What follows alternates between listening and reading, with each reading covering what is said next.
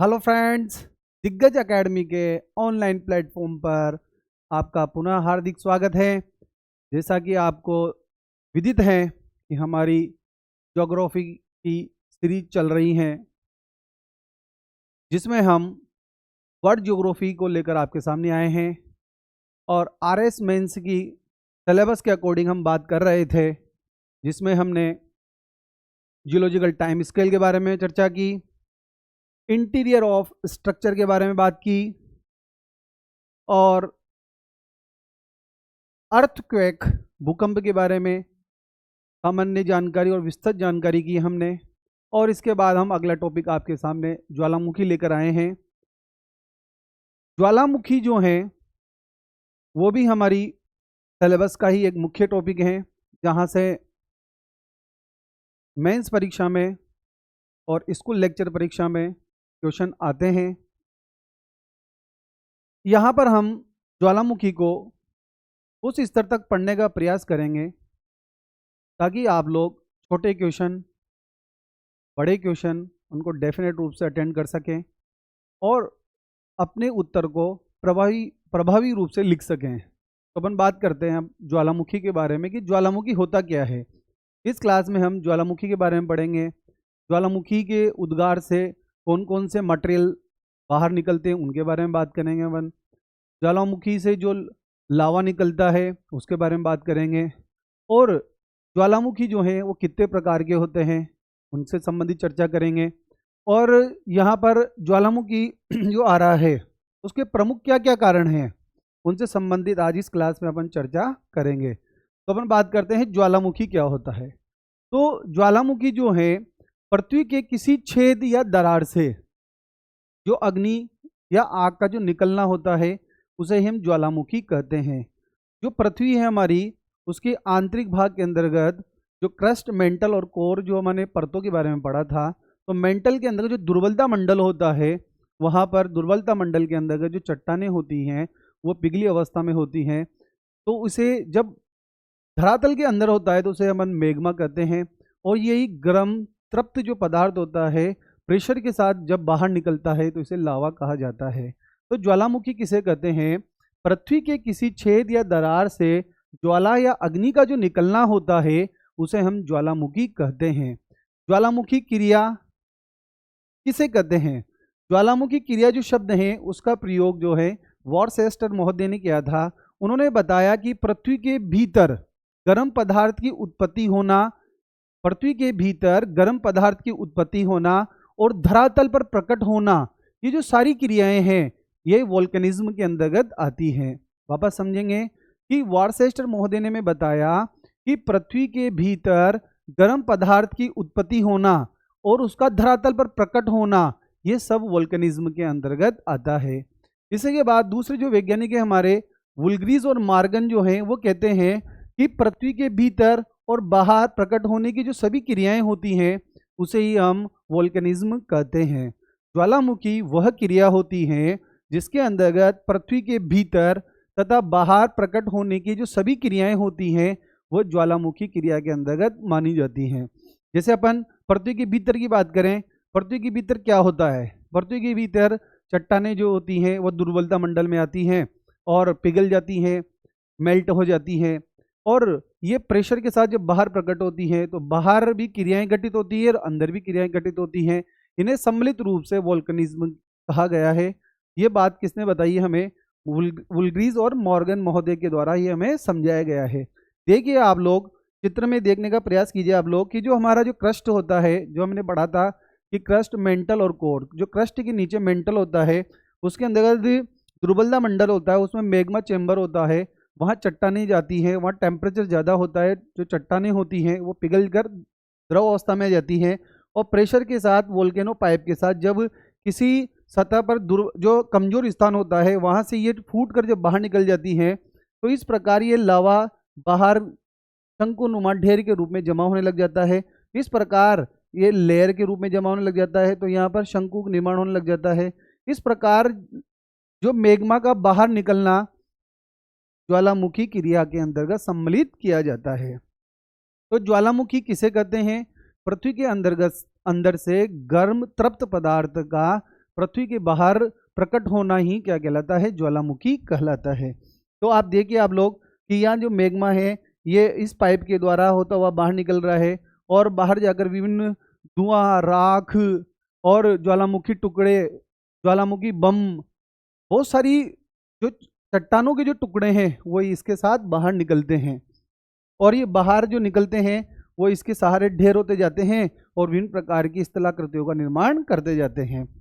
अब देखिए आप लोग कि ज्वालामुखी से निकलने वाले कौन कौन से पदार्थ होते हैं, कि ज्वालामुखी जब निकलेगा तो क्या क्या निकलेगा। तो ज्वालामुखी से सबसे पहले गैसें निकलेगी, फिर ठोस पदार्थ निकलेंगे और गर्म तृप्त जो तरल पदार्थ होता है वो निकलेगा।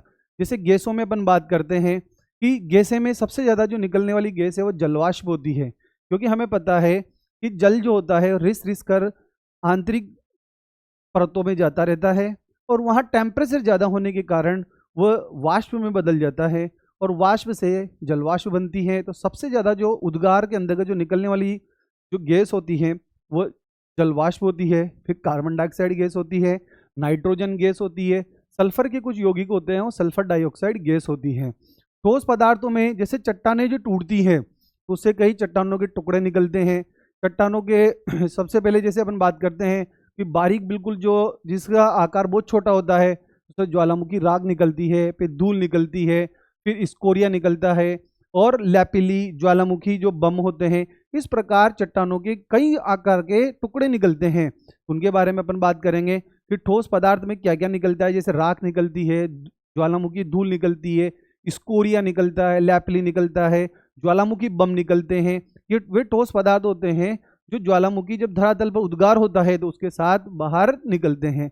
तृप्त तरल पदार्थ के बारे में बात करते हैं कि जो तृप्त तरल पदार्थ होता है वो जब धरती के अंतर्गत होता है तो उसे मैग्मा कहा जाता है और जब वो प्रेशर के साथ जब बाहर निकल जाता है तो उसको लावा कहते हैं। तो सबसे पहले मैं बात करता हूँ गैस के बारे में कि ज्वालामुखी उद्गार में सर्वप्रथम धरातल को तोड़कर जो बाहर निकलती है वो गैसें होती हैं और गैसों में सबसे ज़्यादा जो मात्रा होती है वो जलवाष्प की होती है। लगभग 60 से 90% जो गैसों में हो जलवाष्प बाहर निकलती हैं और अन्य गैसों में जैसे नाइट्रोजन की बात करता हूँ, सल्फर के यौगिक हैं, सल्फर डाइऑक्साइड है, हाइड्रोजन, क्लोरीन, ऑर्गन आदि जो अन्य गैसें भी होती हैं वो ज्वालामुखी उद्गार के साथ निकलती हैं। तो बेसिकली ये वाला क्वेश्चन आप लोग याद रखिएगा। ये जो वैकल्पिक जो क्वेश्चन आते हैं उसके अंदर पूछा जाता है प्रश्न कि ज्वालामुखी जो उद्गार से जो गैसें निकलती है उनमें सबसे ज़्यादा गैस कौन सी होती है, जलवाष्प होती है, कार्बन डाइऑक्साइड होती है, फिर नाइट्रोजन होती है और सल्फर डाइऑक्साइड होती है और सबसे ज़्यादा जो निकलती है वो जलवाष्प होती है। उसके बाद देखो ठोस पदार्थ क्या होता है। ज्वालामुखी उद्गार से गैसें जो होती है वो धरातल से जब बाहर निकलती है तो धरातल को तोड़ती है वो और ठोस चट्टानी टुकड़ों का ढेर लग जाता है और उसमें ठोस पदार्थ जो होते हैं वो कई प्रकार के आकार के हो सकते हैं। जैसे अपन बात करते हैं सबसे जो जिसमें कणों का आकार बहुत छोटा होता है उससे सबसे पहले निकलती है ज्वालामुखी राख निकलती है, फिर उससे बड़े आकार में ज्वालामुखी धूल के कण होते हैं, फिर चने के आकार के जो कण होते हैं जिन चट्टानों के टुकड़ों के उन्हें स्कोरिया कहा जाता है और जो अखरोट हैं, कांच की गोलियां हैं और मटर के जो दाने हैं उस आकार की चट्टानों के जो टुकड़े होते हैं उसे हम लैपिली कहा जाता है और उससे जो बड़े जो टुकड़े होते हैं उसको ज्वालामुखी बम कहते हैं। तो यहाँ पर आप लोग ये वाला क्वेश्चन भी आप लोग याद रखिए। स्कूल लेक्चरर एग्जाम और असिस्टेंट प्रोफेसर में कई बार पूछा गया प्रश्न है कि जो ठोस पदार्थ होते हैं उनका आकार के आधार पर व्यवस्थित कीजिए। तो सबसे छोटा आकार ज्वालामुखी राख का होता है, उससे बड़ा ज्वालामुखी धूल और उससे बड़ा स्कोरिया और स्कोरिया से बड़े लैपिली और सबसे बड़ा जो आकार होता है वो ज्वालामुखी बम का होता है। तो अपन देखेंगे आप लोग कि उसके बाद देखिए कि एक टर्म आती है टफ आती है। टफ किसे कहते हैं, जब राख और धूल जो होता है उसका जमाव हो जाता है। किसका, राख और जो धूल होती है उसका जो जमाव होता है उसे टफ कहा जाता है। और टफ के साथ यदि वर्षा का जल मिल जाए तो उसे टेफ्रा कहा जाता है। वापस समझेंगे कि जब राख ज्वालामुखी की जो राख है और धूल जो होता है उसका जमाव होने लग जाता है, क्योंकि बाहर निकलेंगे तो जमाव होगा ही सही, तो उसे टफ कहा जाता है। और इस जमाव के साथ यदि वर्षा का जल मिल जाता है, ज्वालामुखी राख और धूल के साथ वर्षा का अगर जल मिल जाता है तो उसको टेफ्रा कहा जाता है। तो टर्म याद रखिएगा, टफ और टेफ्रा क्या होता है। स्कोरिया बताया मैंने आपको कि स्कोरिया किसे कहते हैं कि ज्वालामुखी उद्गार से चने के आकार के ठोस जो चट्टानी टुकड़े होते हैं उन्हें स्कोरिया कहा जाता है। ये जो टर्म्स हैं ये छोटे क्वेश्चन में आपसे पूछी जा सकती है कि स्कोरिया किसे कहते हैं, तो हम लिखेंगे कि ज्वालामुखी उद्गार से चने के दाने के आकार के जो चट्टानी टुकड़े निकलते हैं उन्हें स्कोरिया कहा जाता है। और जैसे बात करते हैं लैपिली, तो मटर के दाने के, कांच की गोली या अखरोट के आकार के जो ठोस चट्टानी टुकड़े ज्वालामुखी उद्गार के साथ बाहर निकलते हैं उसे लैपिली कहा जाता है। और बड़े बड़े त्रिकोण आकार के जो तर्कु रूपी जो चट्टान के जो टुकड़े होते हैं उसे हम ज्वालामुखी बम कहते हैं। ज्वालामुखी बम किसे कहते हैं? बड़े बड़े त्रिकोण आकार के तर्कु रूपी चट्टानों के जो टुकड़े होते हैं उसे ज्वालामुखी बम कहा जाता है। और ज्वालामुखी विस्फोट के साथ विभिन्न आकार के जो ठोस चट्टानों के जो टुकड़े निकलते हैं विभिन्न आकार के, अलग अलग प्रकार के, उसे हम ब्रेसिया कहते हैं, उसे हम ब्रेसिया कहते हैं। और सबसे इंपॉर्टेंट बात याद रख लीजिएगा आप लोग, पायरोक्लास्टिक जिसे अपन ज्वल खंडाश्म कहते हैं, ज्वालामुखी लावा का जमे टुकड़ों का जो मलबा होता है, ज्वालामुखी जो लावा है उसके टुकड़ों का जो जमा हुआ जो मलबा होता है उसे ज्वल खंडाश्म कहते हैं, उसे पायरोक्लास्टिक कहा जाता है। उसे हम क्या बोलते हैं? पायरोक्लास्टिक कहते हैं।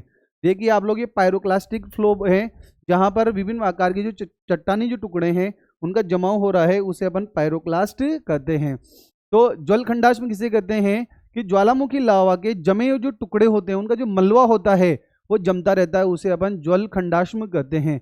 तो सबसे पहले अपन राख के बारे में बात करी, राख निकलती है, फिर उसके बारे में बात करी धूल निकलती है, स्कोरिया चने के आकार के होते हैं, लैपली जो होते हैं वो मटर के दाने के आकार के या अखरोट के दाने के आकार के होते हैं।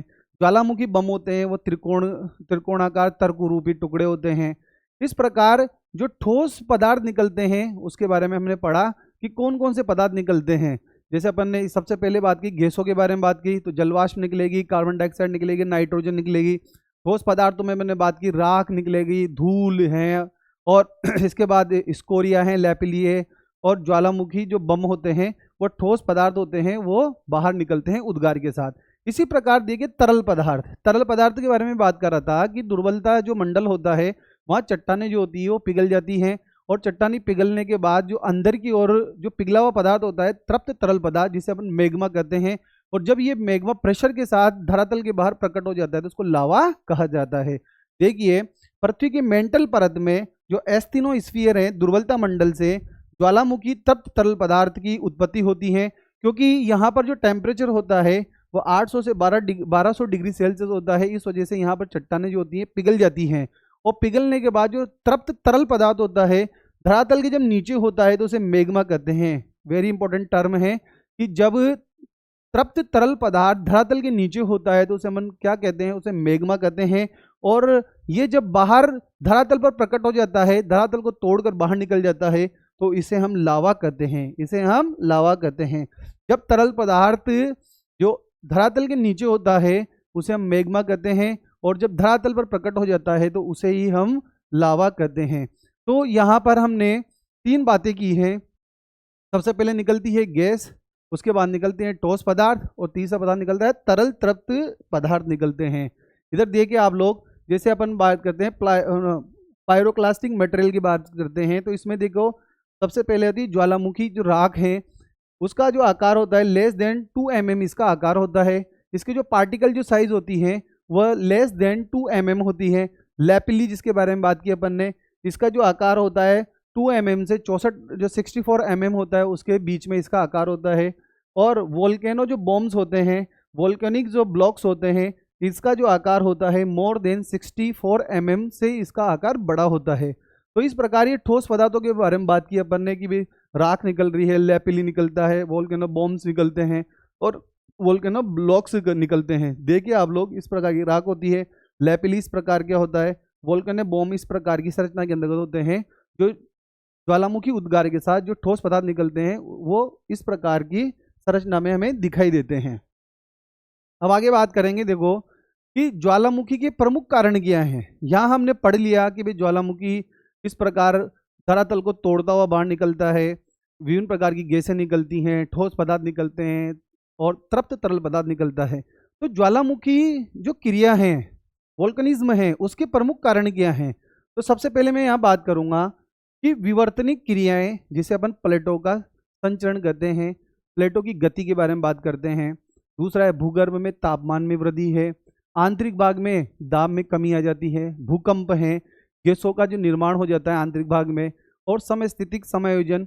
ये जो प्रमुख कारण हैं ये ज्वालामुखी के आने के हैं। तो यहाँ से हमारे एक प्रश्न बनता है कि ज्वालामुखी किसे कहते हैं और ज्वालामुखी आने के प्रमुख कारण क्या हैं। तो सबसे पहले हम बताएंगे कि ज्वालामुखी जो है उसके आने के कारण क्या है। सबसे पहले देखिए आप लोग, विवर्तनिक क्रियाएं या प्लेटों का अभिसंचरण। तो प्लेटों का अभिसंचरण हमने पहले भी पढ़ा था कि प्लेटें जो होती हैं वो एक तो अभिसरण होता है, कन्वर्जन होता है और अपसरण होता है। तो जब प्लेटें जो होती है अभिसरण होता है, कन्वर्जन होता है, तब देखिए आप लोग जो दो प्लेटें होती हैं वो आपस में जब टकराती हैं तो अधिक जो घनत्व वाली जो प्लेट होती हैं वो दुर्बलता मंडल के अंतर्गत चली जाती हैं।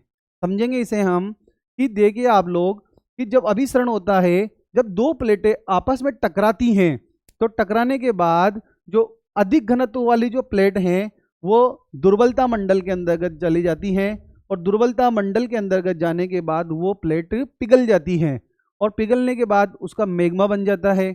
और जो कम घनत्व वाली प्लेट हैं उसके द्वारा नवीन वलित पर्वतों का निर्माण होता है।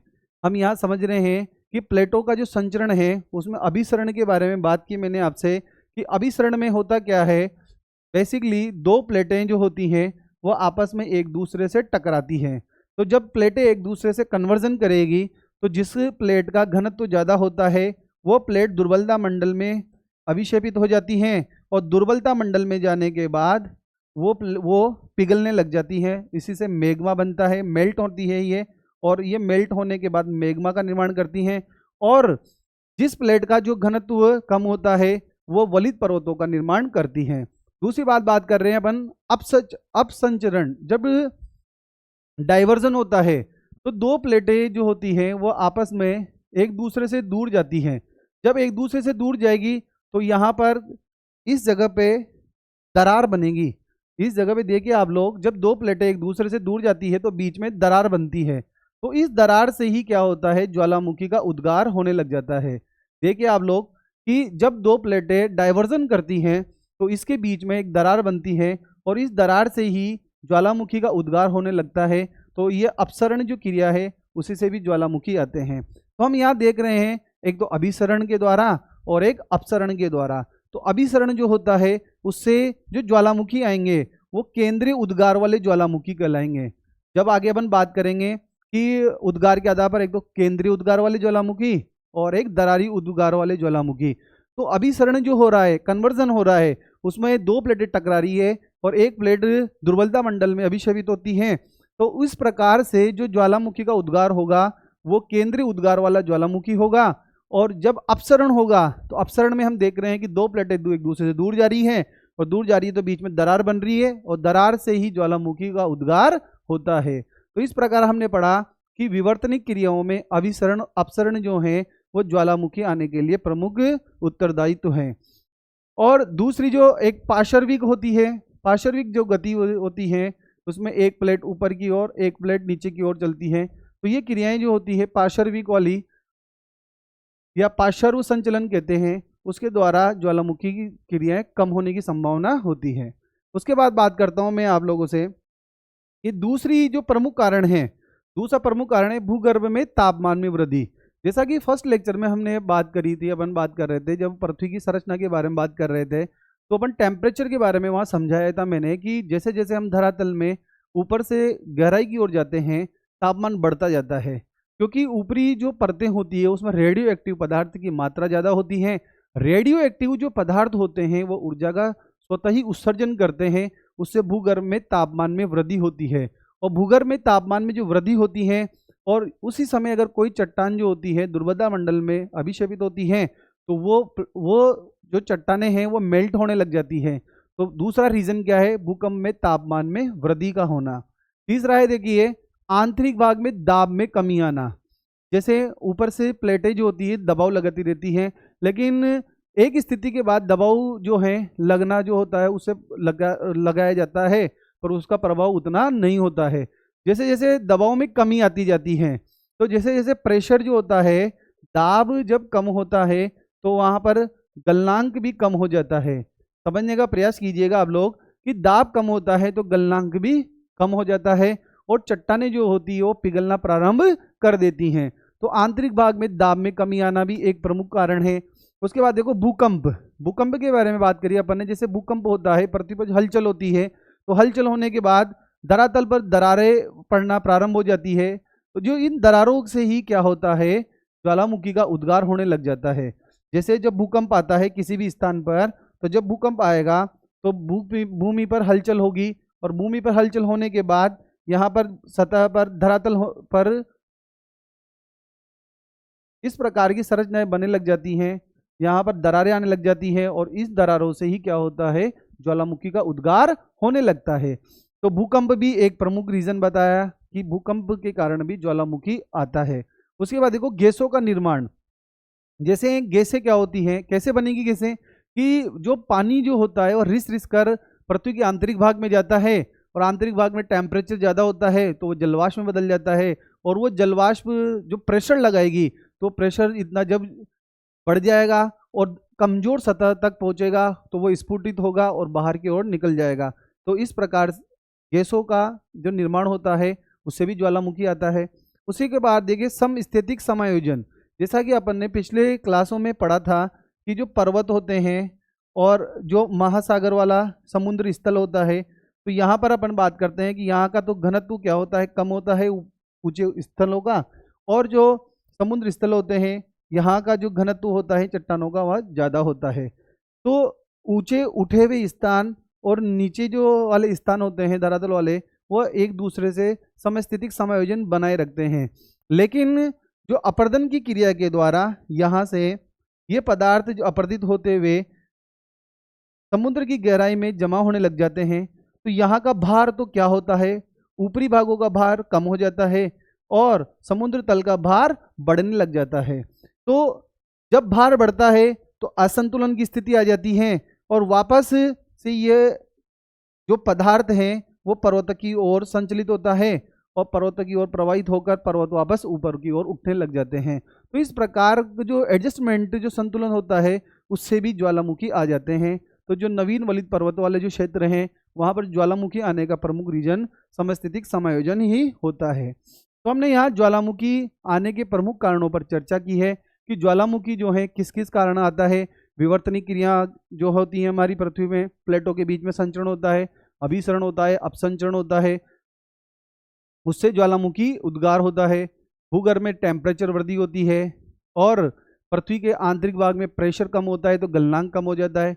भूकंप के कारण भी ज्वालामुखी, जिन जिन क्षेत्रों पर भूकंप आते हैं वहाँ ज्वालामुखी क्रिया होने की संभावनाएं अधिकतम होती है। और गैसों के बारे में बात करी अपन ने कि गैसें जो होती हैं वो जब जलवाष्प जल पृथ्वी के अंदर जाता है और वाष्प बनकर जलवाष्प के रूप में निकलता है तो प्रेशर देता है सतह पर, और सतह से फूट कर बाहर निकलता है, वही ज्वालामुखी के रूप में बाहर निकलता है। उसी प्रकार समस्थैतिक समायोजन के बारे में बात की अपन ने कि ऊंचे वाले जो स्थान होते हैं वो धीरे धीरे पर्वत जो होते हैं अपरदित होते जाते हैं, उनका जो मलबा है समुद्र के पेंदे में इकट्ठा होता है, या पर समायोजन की स्थिति में असंतुलन होता है, वापस समुद्र से ये वाला जो पदार्थ है वो पर्वतों की ओर संचित होता है, पर्वत ऊपर उड़ जाते हैं। तो इस प्रकार का जो एडजस्टमेंट होता है उसके क्रिया के कारण ज्वालामुखी आने की संभावनाएं ज़्यादा हो जाती है। तो आप एक क्वेश्चन आपका तैयार हो चुका है कि ज्वालामुखी किसे कहते हैं और ज्वालामुखी आने के प्रमुख कारण क्या हैं। इसके बाद बात करेंगे लावा के प्रकार कि जो लावा होता है ज्वालामुखी का वो कितने प्रकार का होता है। तो ज्वालामुखी का जो लावा होता है वो दो प्रकार का होता है, एक अम्लीय लावा होता है और एक क्षारीय लावा होता है। तो अम्लीय लावा और क्षारीय लावा में अंतर लिखिए। एक छोटा क्वेश्चन बन सकता है कि अम्लीय लावा क्या है और क्षारीय लावा क्या होता है। तो अम्लीय जो लावा होता है उसमें बेसिकली सिलिका की मात्रा ज़्यादा होती है, और सिलिका की मात्रा ज़्यादा होती है इस वजह से ये गाढ़ा होता है, चिपचिपा होता है, और इसकी जो शांतता होती है, विस्कोसिटी होती है, इसकी जो शांतता होती है वो ज़्यादा होती है। शांतता जो होती है वो द्रवों के प्रवाह का विरोध करने का गुण होता है। द्रवों में द्रव जो होते हैं वो अपने प्रवाह का विरोध करते हैं, उसे ही विस्कोसिटी कहा जाता है। जब कोई पदार्थ गाढ़ा होता है तो उसकी विस्कोसिटी ज़्यादा होती है। तो हम देख रहे हैं कि अम्लीय जो लावा होता है उसमें सिलिका की मात्रा ज़्यादा होती है, इस वजह से यह गाढ़ा और चिपचिपा होता है। और यहाँ जो टेम्परेचर होता है वो 800 डिग्री से लमसम 1000 डिग्री सेल्सियस के बीच में इस लावा का तापमान होता है। और ये जो लावा होता है तो गाढ़ा होता है, तो इससे पर्वतों का निर्माण होता है। जो ज्वालामुखी जो पर्वत बनते हैं वो अम्लीय लावा से ही बनते हैं, क्योंकि ये जो जैसे ही उद्गार होगा इसका, जैसे ही ये निकलेगा, उद्गार होने के बाद इस प्रकार ये जो संरचनाएं हैं, इस प्रकार उद्गार होने के बाद इस शंकु का निर्माण करेगा।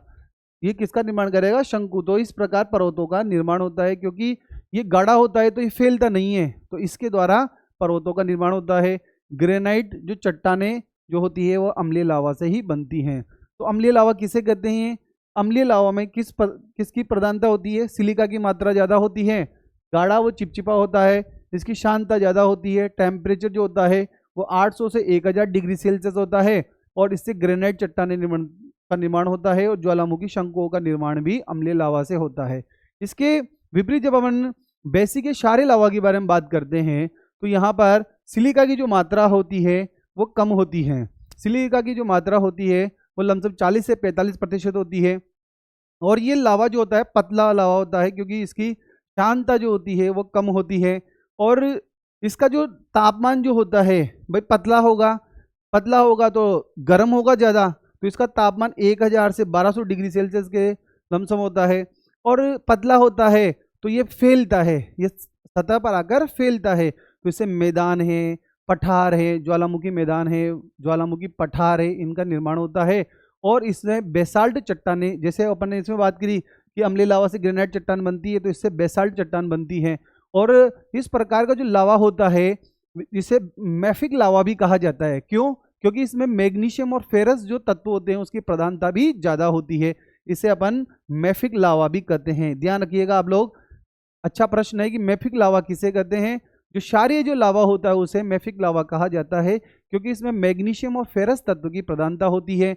और अगर तुलनात्मक रूप से पूछा जाए अम्लीय लावा और क्षारीय लावा में आप दो अंतर लिखिए, तो अपन बता सकते हैं कि अम्लीय लावा में सिलिका की मात्रा ज़्यादा होती है और क्षारीय लावा में सिलिका की मात्रा कम होती है। अम्लीय लावा जो होता है गाढ़ा और चिपचिपा होता है, इसकी शांतता ज़्यादा होती है, और बेसिक जो क्षारीय लावा होता है वो पतला होता है, इसकी शांतता कम होती है। उसके बाद बात कर सकते हैं कि जो अम्लीय लावा है वो गाढ़ा चिपचिपा है, तो वो क्या होता है, ठंडा भी जल्दी होता है, उसका तापमान कम होता है, उसे ज्वालामुखी शंकुओं का निर्माण होता है। तो और बेसिक जो लावा होता है वो पतला होता है, तो वहाँ पतला होता है तो टेम्परेचर भी ज़्यादा रहेगा और वो फैलेगा ज़्यादा धरातल पर, तो उससे से अपन बात कर सकते हैं कि ज्वालामुखी जो पठार है, ज्वालामुखी जो मैदान है, उनका जो निर्माण होता है वो बेसिक या क्षारीय लावा से ही होता है। अब देखो ज्वालामुखी के प्रकार के बारे में बात करते हैं अपन कि ज्वालामुखी के जो प्रकार हैं वो कितने प्रकार के हैं। ज्वालामुखी के बारे में जब बात कर रहे थे कि अभी प्लेटो की अपने गति के बारे में बात की थी कि अभिसरण होता है और कन्वर्जन और डाइवर्जन होता है, तो उसके आधार पर मैंने बताया था कि अगर कन्वर्जन हो रहा है, प्लेटें आपस में टकरा रही हैं, तो उससे केंद्रीय उद्गार वाले ज्वालामुखी की उत्पत्ति होगी, और प्लेटें जब एक दूसरे से दूर जा रही है, अभिसरित हो रही है, तो उसके बीच में दरार बनेगी, उस दरार से ही दरारी उद्गार वाले ज्वालामुखी का उद्गार होगा। तो उद्गार की प्रकृति के आधार पर अपन ने दो भागों में बांटा है इसे, एक तो केंद्रीय उद्गार वाले और दूसरा है दरारी उद्गार वाले ज्वालामुखी। और उद्गार की अवधि के आधार पर, मतलब समय के आधार पर, भाई एक तो सक्रिय ज्वालामुखी, एक सुसुप्त ज्वालामुखी, एक मृत ज्वालामुखी, भाई जिनमें बार बार उद्गार हो रहा है, सक्रिय ज्वालामुखी, जिनमें कुछ समय अंतराल के बाद होगा, जिनमें बहुत समय हो गया उद्गार हुए, जिनमें कोई संभावना ही नहीं है, तो उसके आधार पर अपन तीन भागों में बांटेंगे, एक तो सक्रिय ज्वालामुखी है, सुषुप्त ज्वालामुखी है और मृत ज्वालामुखी है। सबसे पहले अपन बात करते हैं केंद्रीय उद्गार वाले ज्वालामुखी। जब ज्वालामुखी का उद्गार पृथ्वी के किसी स्थान या छिद्र से होता है तो उसे केंद्रीय उद्गार वाले ज्वालामुखी कहते हैं। और इसका सबसे मेन रीजन जो मैंने बताया था आप लोगों को कि जो प्लेटों का अभिसरण होता है, इंपॉर्टेंट बात है, ध्यान रखिएगा आप लोग, जब प्लेटों का अभिसरण होता है, जब दो प्लेटें आपस में एक दूसरे से टकराती है तो अधिक घनत्व वाली प्लेट अभिक्षेपित हो जाती हैं, और जो दुर्बल प्लेट है उसे नवीन वलित पर्वतों का निर्माण होता है, और इस जगह से ज्वालामुखी का उद्गार होता है। जब किसी स्थान या छिद्र से होता है तो उसे अपन केंद्रीय उद्गार वाले ज्वालामुखी कहते हैं। तो अभिसरण के कारण जो ज्वालामुखी उद्गार होगा वो केंद्रीय उद्गार वाले ज्वालामुखी कहलाएंगे। तो तीव्रता के आधार पर जो लेक्राइस महोदय हैं उन्हें केंद्रीय उद्गार वाले ज्वालामुखी को 4 भागों में बांटा है। तो देखिए, सबसे कम तीव्रता वाले हवाई तुल्य ज्वालामुखी होंगे, उससे अधिक तीव्रता वाले स्ट्रोम्बोली ज्वालामुखी होंगे, उससे वोल्केनो, उसके बाद पीलियन तुल्य। जो पीलियन तुल्य जो ज्वालामुखी होते हैं इनकी तीव्रता सबसे ज़्यादा होती है। तो यहाँ पर एक क्वेश्चन बनता है कि ज्वालामुखी जो केंद्रीय उद्गार वाले हैं उनको तीव्रता के आधार पर आप व्यवस्थित कीजिए। तो सबसे पहले अपन बात करेंगे हवाई तुल्य ज्वालामुखी, उससे अधिक तीव्रता स्ट्रोम्बोली की है, उससे अधिक तीव्रता वोल्केनो की है, और उससे अधिक तीव्रता वाले जो हैं वह है पीलियन तुल्य ज्वालामुखी होते हैं। तो केंद्रीय उद्गार वाले ज्वालामुखी हैं उन्हें तीव्रता के आधार पर लेक्राइस महोदय ने 4 भागों में बांटा है। उनकी तीव्रता का जो बढ़ता हुआ क्रम है, सबसे पहले हवाई तुल्य ज्वालामुखी है, स्ट्रोम्बोली है, वोल्केनो है और पीलियन तुल्य ज्वालामुखी हैं। तो अपन बात करते हैं, देखिए आप लोग कि यहाँ पर देखेंगे हाइट ऑफ द, इसके जो इरप्शन की बात कर रहे हैं, सबसे जो कम तीव्रता रहेगी वो हवाईयन की रहेगी। उसके बाद देखो स्ट्रोम्बोली की है, सब पीलियन की है, फिर पीलियन और अल्ट्रा पीलियन है। इस प्रकार इनकी तीव्रता क्या होती है, बढ़ती जाती है। देखिए आप, ये काल्डेरा वोल्केनो है, हिमालयन इरप्शन है, स्ट्रोम्बोलियन है, इस प्रकार इनकी तीव्रता क्या होती जा रही है, बढ़ती जा रही है। तो देखिए सबसे पहले बात कर रहा हूँ मैं हवाई तुल्य ज्वालामुखी। हवाई तुल्य ज्वालामुखी क्या है, देखिए सबसे धीमी गति से लावा उद्गार होता है। बताया कि सबसे कम तीव्रता होती है ज्वालामुखी की, तो लावा का जो उद्गार होता है वो सबसे धीमी गति से होता है और धागे या केश की तरह होता है, और इसे अग्नि की देवी या पीले केश की राशि भी कहा जाता है। जो हवाई तुल्य ज्वालामुखी होता है इसमें सबसे धीमी गति से लावा का उद्गार होता है, जिसे धागे या केश की तरह लावा जो कि ज्वाला बाहर निकलती है, इसे अग्नि की देवी या पीले केश की राशि भी कहा जाता है। और इस प्रकार की जो ज्वालामुखी हैं वो जो प्रशांत महासागर का जो हवाई द्वीप है वहाँ पर इस प्रकार के ज्वालामुखी आते हैं। तो इस प्रकार का जो ज्वालामुखी है, ये जो मैग्मा चेम्बर है, इस प्रकार यहाँ से ज्वालामुखी उद्गार होता है। तो इस प्रकार जो ये ज्वालामुखी निकल रहा है वो धीमी गति से उद्गार होता है, और इसके अंतर्गत जो ज्वालाएं होती हैं वो धागे के समान या केश के समान निकलती है। इसे अपन अग्नि की देवी या पीली की केश राशि के नाम से भी जानते हैं। इंपॉर्टेंट क्वेश्चन है यहाँ पर भी कि अग्नि की देवी या पीले केश की राशि किस ज्वालामुखी को कहा जाता है, तो इसका जवाब होगा हवाई तुल्य ज्वालामुखी। उसके बाद जो ज़्यादा, इससे ज़्यादा तीव्रता होती है वो स्ट्रोम्बोली तुल्य ज्वालामुखी होता है। इसमें लावा का जो उद्गार होता है वो हवाई यन जो ज्वालामुखी है उससे अधिक तीव्रता के साथ होता है, और स्ट्रोम्बोली तुल्य जो ज्वालामुखी है वो इटली के लिपारी द्वीप पर स्थित है। और स्ट्रोम्बोली जो ज्वालामुखी है उसे भूमध्य सागर का प्रकाश स्तंभ कहा जाता है। कई प्रतियोगी परीक्षाओं में ये क्वेश्चन पूछा जा चुका है, और आपके स्कूल लेक्चरर एग्जाम और असिस्टेंट प्रोफेसर एग्जाम की दृष्टि से भी ये क्वेश्चन अति महत्वपूर्ण है कि भूमध्य सागर का प्रकाश स्तंभ किस ज्वालामुखी को कहा जाता है। तो स्ट्रोम्बोली जो ज्वालामुखी है वह जो इटली के लिपारी द्वीप पर स्थित है उसे हम भूमध्य सागर का प्रकाश स्तंभ कहते हैं। उसके बाद देखो वोल्केनो तुल्य ज्वालामुखी, वे ज्वालामुखी जिनकी तीव्रता स्ट्रोम्बोली से ज़्यादा होती है और बढ़ती तीव्रता के साथ होती है, और इसके अंदर जो उद्गार होता है तो वायुमंडल में एक फूल गोभी जैसी संरचना बनती है। वायुमंडल के अंतर्गत एक फूल गोभी जैसी संरचना बनती है, उसे हम वोल्केनो तुल्य ज्वालामुखी कहते हैं। यहाँ पर तीव्रता इतनी ज़्यादा होती है कि वायुमंडल में जो उद्गार होता है तो एक फूल गोभी जैसी संरचना का निर्माण होने लगता है। तो इस प्रकार के ज्वालामुखी को हम वोल्केनो तुल्य ज्वालामुखी कहते हैं, और ये भी इटली के लिपारी द्वीप पर ही इस प्रकार के ज्वालामुखी स्थित हैं। इसके बाद देखिए आप लोग पीलियन तुल्य ज्वालामुखी, तो इसका ज्वालामुखी का उद्गार सबसे ज़्यादा तीव्रता के आधार पर होता है। अपन लेक्राइस महोदय ने केंद्रीय उद्गार वाले जो ज्वालामुखी हैं उनको तीव्रता के आधार पर बताया, हवाई तुल्य ज्वालामुखी हैं, दूसरा बताया अपन ने स्ट्रोम्बोली है, तीसरा बताया वोल्केनो तुल्य है, और चौथा जो सबसे ज़्यादा जो तीव्रता वाला है वो वोल्केनो तुल्य ज्वालामुखी है। इसके अंतर्गत देखिए जो उद्गार होता है तो उस समय क्या होता है कि ज्वालाएं जो होती है वो जलते हुए बादल की तरह, मतलब एवालांश की तरह उद्गार होता है। इसमें इस प्रकार लगता है कि कोई बादल जल रहा हो, जिसे अपन एवालांश की कह सकते हैं कि एवालांश की तरह इस प्रकार जलते बादल नजर आ रहे हैं। तो इस प्रकार का जो उद्गार होगा वो पीलियन तुल्य ज्वालामुखी के अंतर्गत होगा। पीलियन तुल्य जो ज्वालामुखी है पश्चिमी द्वीप समूह जो है हमारा अरेबियन सागर में, उसमें मार्टिनी द्वीप पर है। इस प्रकार की जो ज्वालामुखी हैं वो इस जो पश्चिमी द्वीप समूह है वहाँ पर सबसे ज़्यादा आते हैं पीलियन तुल्य ज्वालामुखी। पीलेन तुल्य जो ज्वालामुखी के उदाहरण देखिए अब, जैसे इटली जो विश्व ज्वालामुखी हमारा इटली का, क्राकाटोआ का ज्वालामुखी है इंडोनेशिया का, इस प्रकार की जो ज्वालामुखी है वो पीलेन तुल्य ज्वालामुखी के उदाहरण हैं। तो हमने केंद्रीय उद्गार वाले ज्वालामुखी के बारे में पढ़ा और लेक्राइस मोदेन की तीव्रता का जो प्रकार बताया उसके बारे में समझा। और केंद्रीय उद्गार वाले जो ज्वालामुखी होते हैं उससे पर्वतों का निर्माण होता है, जैसा भी मैंने समझाया, क्योंकि यहाँ प्लेटों का कन्वर्जन होता है। तो कन्वर्जन होने से एक प्लेट धंस जाती है और जो जिस प्लेट का घनत्व कम होता है वो नवीनवलित पर्वतों का निर्माण करती हैं। दूसरा आता है दरारी उद्गार वाले ज्वालामुखी।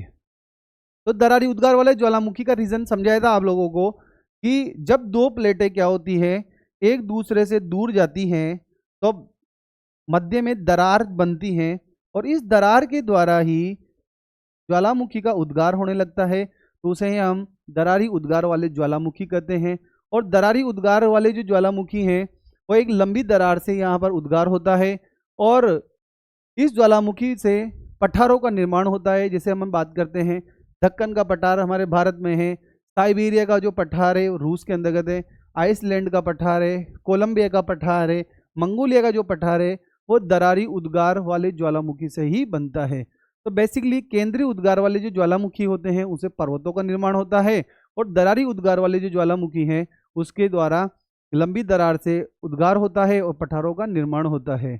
और पहले भी पूछा जा चुका है कि केंद्रीय उद्गार वाले ज्वालामुखी किसे कहते हैं, इनका वितरण क्षेत्र क्या है। शायद RS मेंस 2018 की परीक्षा में ये क्वेश्चन था कि दरारी उद्गार वाले ज्वालामुखी किसे कहते हैं और विश्व में इनका वितरण क्षेत्र क्या क्या है, तो इसके बारे में हम बात करेंगे। जब आगे बात करेंगे तो वितरण क्षेत्र के बारे में बताया जाएगा कि इनका वितरण क्षेत्र किस किस जगह पे है। इनके एग्जाम्पल मैंने बताया, जैसे दक्कन का पठार भारत में है, साइबेरिया का पठार रूस के अंतर्गत, आइसलैंड का पठार है, कोलंबिया का पठार है, मंगोलिया का पठार है।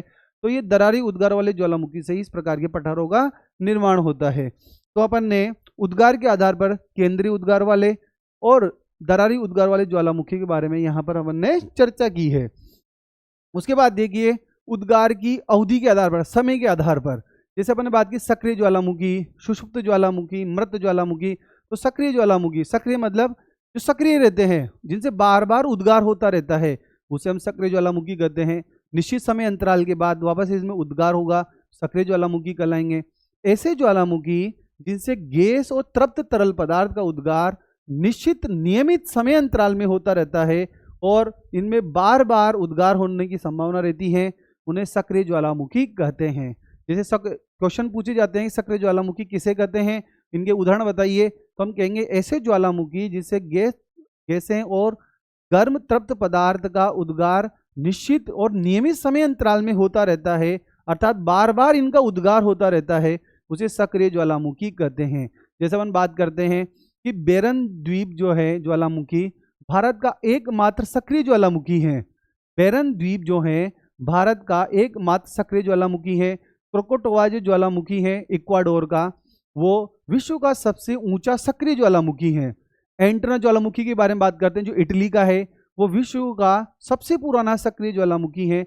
कुछ ऐसी जानकारियां हैं जो आपको याद करनी ही पड़ेगी, इनसे इंपॉर्टेंट क्वेश्चन परीक्षाओं में पूछे जाते हैं कि सर्वाधिक सक्रिय ज्वालामुखी किसे कहते हैं। जैसे स्ट्रोम्बोली का जो ज्वालामुखी इटली का है उसे सर्वाधिक सक्रिय ज्वालामुखी कहते हैं और मेन ज्वालामुखी जो फिलीपींस का है वो भी एक सक्रिय ज्वालामुखी का उदाहरण है।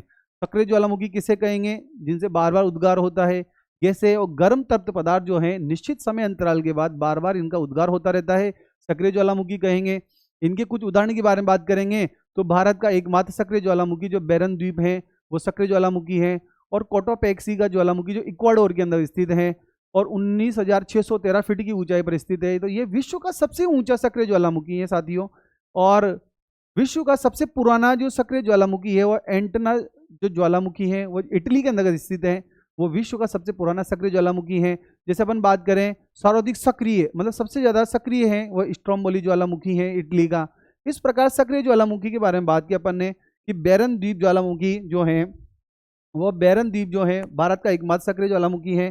कोटोपैक्सी के बारे में बात की मैंने, इक्वाडोर में है और 19,613 फीट की ऊंचाई पर है और ये विश्व का सबसे ऊंचा सक्रिय ज्वालामुखी है। इंपॉर्टेंट क्वेश्चन है।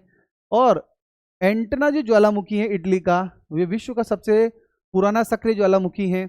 और यह भी इंपॉर्टेंट क्वेश्चन है, स्ट्रोम्बोली जो है वो सर्वाधिक सक्रिय है। मतलब सर्वाधिक सक्रिय का मतलब है बार बार इसके अंदर उद्गार होने की संभावना ज़्यादा रहती है। मेयोन जो है फिलीपींस के अंतर्गत है, ये भी एक सक्रिय ज्वालामुखी है। इसके बाद बात करते हैं अपन सुषुप्त ज्वालामुखी। सुषुप्त मतलब ऐसे ज्वालामुखी जिसमें अनिश्चित समय अंतराल तक तीव्र विस्फोट के साथ उद्गार होता है। मतलब एक समय अंतराल निश्चित नहीं होता, होता तो है पर समय अंतराल निश्चित नहीं होता है। तो इस प्रकार की जो ज्वालामुखी है वो सुषुप्त ज्वालामुखी कहलाते हैं। मतलब कई वर्षों तक इनमें उद्गार हुआ नहीं लेकिन होने की संभावना बनी रहती है। तो इस प्रकार की ज्वालामुखी सुषुप्त ज्वालामुखी कहलाएंगे। जैसे हिबक ज्वालामुखी है, फिलीपींस का है, और क्राकाटोआ इंडोनेशिया का है। इस प्रकार की जो ज्वालामुखी है वो सुषुप्त ज्वालामुखी कहलाते हैं। मृत ज्वालामुखी मतलब जिनमें भविष्य में उद्गार की संभावना ही नहीं है, उन्हें मृत ज्वालामुखी कहेंगे। जैसे सुषुप्त ज्वालामुखी ऐसे ज्वालामुखी जिनसे अनिश्चित समय अंतराल पर तीव्र विस्फोट के साथ उद्गार होता है, कई वर्षों से उद्गार नहीं हुआ है किंतु भविष्य में उद्गार की संभावना बनी रहती है, उसे हम सुषुप्त ज्वालामुखी कहते हैं। जैसे अपन बात करते हैं हिबक ज्वालामुखी फिलीपींस का है, और क्राकाटोआ इंडोनेशिया का है, सीनावाग इंडोनेशिया का है, चिम्ब्रोजे इक्वेडोर का है। सुषुप्त ज्वालामुखी जो है सर्वाधिक विनाशकारी ज्वालामुखी होते हैं, क्योंकि इनके बारे में कोई सुषुप्त जो ज्वालामुखी हैं वो सबसे ज़्यादा विनाशकारी होते हैं, क्योंकि ये बहुत तीव्रता के साथ प्रस्फुटित होते हैं और इस वजह से इससे ज़्यादा विनाश की संभावना ज़्यादा रहती है। उसके बाद देखिए मृत शांत ज्वालामुखी, जिसके निष्क्रिय ज्वालामुखी कहते हैं। ऐसे ज्वालामुखी जिसमें भविष्य में उद्गार होने की संभावना नहीं रहती है, जैसे एकांकागुआ ज्वालामुखी अर्जेंटीना में है। ये विश्व का सबसे ऊंचा मृत ज्वालामुखी है। ये इंपॉर्टेंट क्वेश्चन है। विश्व का सबसे ऊंचा मृत ज्वालामुखी जो है एकांकागुआ ज्वालामुखी है, जो अर्जेंटीना में स्थित है। इसके बाद बात करता हूँ कोह सुल्तान देमबंद ज्वालामुखी ईरान के अंतर्गत है। माउंट पोपा जो है म्यांमार में है। किलिमंजारो ज्वालामुखी जो है अफ्रीका में है। मुरुगन अफ्रीका में है। एल्गन ज्वालामुखी अफ्रीका में। नारकोंडम भारत के अंतर्गत है। इस प्रकार इनके उदाहरण आप लोगों को याद रखने पड़ेंगे, क्योंकि इनके उदाहरण से हमारा जो जवाब उत्तर है वह आंसर राइटिंग वो प्रभावी होती है। इनके एक एक दो दो उदाहरण हम हर ज्वालामुखी के साथ अपन जब उत्तर लेखन में लिखते हैं तो हमारा उत्तर जो है प्रभावी होता है। जैसे सुषुप्त ज्वालामुखी की में अपन बात करते हैं, हिबक ज्वालामुखी फिलीपींस में है। क्राकाटोआ इंडोनेशिया में है। सिनोवाग जो है इंडोनेशिया में। चिम्ब्रोजी इक्वाडोर में है। इसी प्रकार जैसे मृत ज्वालामुखी के बारे मृत जो शांत ज्वालामुखी है, निष्क्रिय ज्वालामुखी है, उसके बारे में बात करते हैं। जैसे माउंट पोपा जो ज्वालामुखी म्यांमार में है। किलिमंजारो मुरुगन अफ्रीका के अंतर्गत है। एल्गन ज्वालामुखी अफ्रीका में है। नारकोंडम जो भारत के अंतर्गत है। और एकांकागुआ जो ज्वालामुखी है वो विश्व का सबसे ऊंचा मृत ज्वालामुखी है। इंपॉर्टेंट है। जो वैकल्पिक जो क्वेश्चन आते हैं स्कूल लेक्चरर और हमारा जो असिस्टेंट प्रोफेसर का एग्जाम है उसमें पूछने की संभावना ज़्यादा रहती है इस प्रकार के क्वेश्चन कि विश्व का सबसे ऊंचा मृत ज्वालामुखी कौन सा है, तो हम आंसर देंगे एकांकागुआ जो ज्वालामुखी है वो सबसे ऊंचा मृत ज्वालामुखी है। इसी प्रकार जो विश्व का सबसे ऊंचा सक्रिय ज्वालामुखी है कोटोपैक्सी है। और सर्वाधिक सक्रिय ज्वालामुखी कौन सा है, स्ट्रोम्बोली है। इस प्रकार हमने साथियों यहाँ पर जो ज्वालामुखी है उसके बारे में बात की है कि ज्वालामुखी किसे कहते हैं, ज्वालामुखी आने के क्या क्या कारण हो सकते हैं, ज्वालामुखी उद्गार के साथ कौन कौन से पदार्थ बाहर निकलते हैं, और ज्वालामुखी से जो लावा निकलता है उसे अपन किन किन भागों में, अम्लीय लावा में और क्षारीय लावा में विभाजित करते हैं। और उद्गार के आधार पर और अवधि के आधार पर हमने ज्वालामुखी का जो डिवाइडेशन किया कि केंद्रीय उद्गार वाले, दरारी उद्गार वाले, और समय अवधि के आधार पर सक्रिय ज्वालामुखी, सुषुप्त ज्वालामुखी, मृत ज्वालामुखी। इस प्रकार इस क्लास में हमने ज्वालामुखी के कुछ बिंदुओं पर चर्चा की है। इसके बाद अपन ज्वालामुखी अगली जो हमारी क्लास होगी उसके अंदर ज्वालामुखी से जो बनने वाली जो स्थलाकृतियाँ हैं, जैसे अंतर्वेदी स्थलाकृतियाँ कौन सी हैं, बैतोलित क्या होता है, लपोलित क्या होता है, इसके बारे में बात करेंगे। और बहिर्वेदी जो स्थलाकृतियाँ हैं उनके बारे में चर्चा करेंगे। ज्वालामुखी का विश्व में वितरण के बारे में बात करेंगे। भारत में वितरण ज्वालामुखी के बारे में बात करेंगे, जहाँ विश्व में वितरण, भारत में वितरण के बारे में बात करेंगे। इस ज्वालामुखी के जो सकारात्मक और नकारात्मक जो प्रभाव हैं उनके बारे में हम अगली क्लास के अंतर्गत चर्चा करेंगे। तो साथियों, ये जो वर्ल्ड ज्योग्राफी की जो सीरीज चल रही है इसका अति महत्वपूर्ण टॉपिक आपको आज समझाया गया है। आप अपने साथियों के साथ इस क्लास को ज़्यादा से ज़्यादा शेयर कीजिए ताकि सभी को हमारी जो योजना है इस प्लानिंग का सभी को फ़ायदा मिले और आप लोग जो हैं जो मेंस परीक्षा दे रहे हैं उन्हें अधिक से अधिक फ़ायदा हो, अधिक से अधिक इसका लाभ उठाएं। स्कूल लेक्चरर वाले हैं, असिस्टेंट प्रोफेसर वाले जो अभ्यर्थी हैं, वो भी इस क्लास से अपने एग्ज़ाम के प्रभावी तैयारी कर सकते हैं। और आपका साथ हमारे साथ ऐसा ही बना रहे, आपका विश्वास जो है वो हमेशा हमारे साथ रहें। हम आपके लिए अधिक से अधिक प्रयास करेंगे कि आपकी जो उत्तर लेखन की जो दक्षता है वो बहुत ज़्यादा प्रभावशाली बने। और स्कूल लेक्चरर और असिस्टेंट प्रोफेसर जो एग्ज़ाम है उनके लिए भी हम विशेष रूप से एक प्रोग्राम लेके आ रहे हैं, जिसमें हम मैराथन क्लास लेके आएंगे स्कूल लेक्चरर के लिए, जिसके अंतर्गत भारत की ज्योग्राफी है, राजस्थान की ज्योग्राफी है, वर्ल्ड ज्योग्राफी है जो अभी चली रही हैं, उसकी मैराथन लाकर जो स्कूल लेक्चरर वाले अभ्यर्थी हैं उन्हें भी हम फ़ायदा पहुंचाने की पूरा प्रयास करेंगे। आपका विश्वास हम पे बना रहे। साथियों, हमारी क्लास को ज़्यादा से ज़्यादा शेयर कीजिए, आप हमारे चैनल को सब्सक्राइब कीजिए, लाइक कीजिए, और आपका स्नेह और आपका प्यार हमारे साथ बना रहे। धन्यवाद साथियों। जय हिंद, जय भारत। अगली क्लास में मिलते हैं। जय हिंद।